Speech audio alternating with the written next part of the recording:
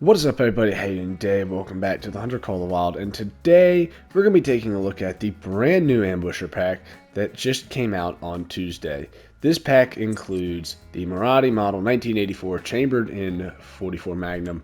We have the Quist Red Pro electronic collar, which is, by the way, amazing. Like, this thing is so cool. Then there is also the Sternberg takedown recurve bow. We will be taking a look at that in a separate video. So today we're just going to take a look at the collar and the gun. So I want to come out to the range before we got started, and we're just going to go on ahead and take a look at this rifle.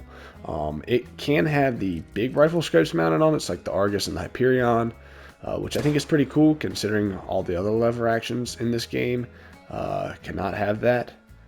Now, for whatever reason, I don't know why, at the range it does not seem to want to work, so I have to, I think, manually chamber around, which is, you know, whatever. But this gun is very accurate, so, I mean, that is incredible. Definitely shooting like it should. Let's go ahead and stretch it out to 150 meters.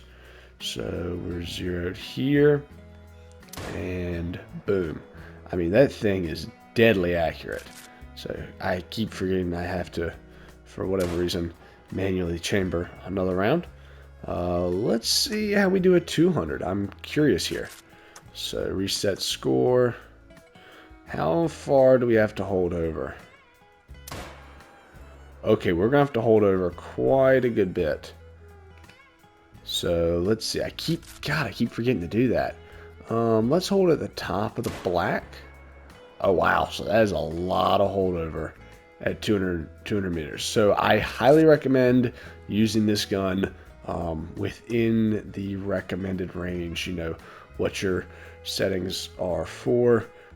Anything outside of that is going to be a bit of a challenge. I mean, we're talking 250 meters right here, and that is a lot of holdover. You're not going to be able to judge that right for every single one. So, you know, regardless, I think this thing shoots pretty good. I think the real test now is going to be, you know, how does it perform like when it actually hits the animals. So let's head on to Yukon Valley and see what we can find there.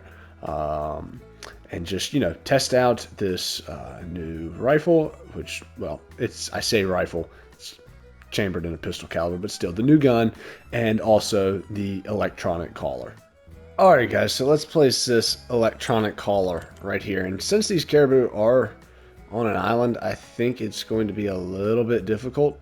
Unfortunately, I don't think I can place the daggone collar right here because the stupid... Oh!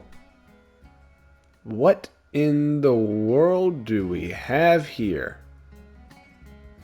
Hi? That's on my own map? Okay. Yeah, sure, why not? I was gonna say let's see if we can place the collar, but maybe we can get this guy with the new Marathi? So, I think... Can we put the collar on the pier? Place over open space. I'm too close to the daggone outpost. Oh, here we go. Alright, caribou. Boom. Alright. Maybe this will work. Should definitely get his attention. And... I think it's got their attention. Unfortunately, though, since they're on the other side of water, they can't really move to me. So I think that's a bit of an issue. How unfortunate. There are a ton of ducks over here, though. But, come on, caribou. Can you see me? Alright, I gotta turn this thing off. This is gonna drive me nuts. Caribou, turn off. Okay. So because they're across the water, they cannot hear the thing. However, I do need this dude to see me. Or like hear me or something. Hello? Are you there? Hi. I'm like running back and forth right here. Good lord, this thing is stupid. Ah, there we go. Alright. So, let's be zeroed for 100. And of course, now he's going to turn. Because, you know, that's what caribou do. Let's see here. I need a shot. That is not quite it. Boom. That should be good. And holy smokes, that guy's going down fast. What in the world? Man, he went down quick. He's a class 6 animal. Man, this gun is powerful. What in the world? Alright, well that's pretty awesome. Now comes the fun part. How do I get over there? I don't know how to get over there now. This is going to take a little while. Alright, and here's our caribou. Yeah, this guy's too small. He has the wrong shovels right there, whatever that part is. Yep, 415.34. A little bit small, but you know, caribou's a caribou. I will take it. Not half bad. Going ahead and save that picture. I don't think I'm going to tax him, because he is a troll. And while we did not get to see, you know, the caribou come into the call because, you know, just the proximity, like they were across the water, they're not going to be able to come across the water. I think I do know a way that we can get a good example of how this call is going to work. Alright, so we need to get a little ways from the outpost in order to get this to work, I think. However, what I'm going to try and do is get the harlequin ducks to come on in. And this should give you a fairly good representation of how this works. So let's put this like right out in this middle area here. And then we're going to hide out in the trees over here. And we have our little remote right here. So let's see if we go to interact, go down to harlequin duck, and start our mating call. Let's see how long it takes for these guys to come in. Well, that was fast. Got a level 2, you know. So we got some ducks there. I mean, that was fast. That was really fast. We got other ducks coming in. Holy crap, there's ducks everywhere. Alright, this is utterly ridiculous. There are literally ducks all over the place. Alright. Yeah, I think when doing this, you need to do a better job of like setting up for the wind and stuff.